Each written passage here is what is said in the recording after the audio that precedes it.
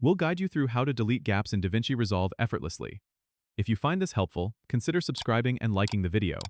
First, open DaVinci Resolve and make sure you're in the Edit page by clicking on the Edit tab at the bottom of the screen. Once there, you'll see your timeline with the clips arranged. To address any gaps, you need to first zoom into your timeline to get a clear view of where they are. You can do this by dragging the zoom slider at the bottom or using the plus and minus keys on your keyboard. Now, to delete a gap, simply right-click on the gap itself in the timeline. From the context menu that appears, select the option called Delete Gaps. This automatically removes the empty space, shifting all subsequent clips to the left to fill the void. If you have multiple gaps across your timeline and want to remove them all at once, you can easily do so by going to the Edit menu at the top of the screen. From there, choose Delete All Gaps. This will remove every gap throughout the entire timeline, making your project seamless.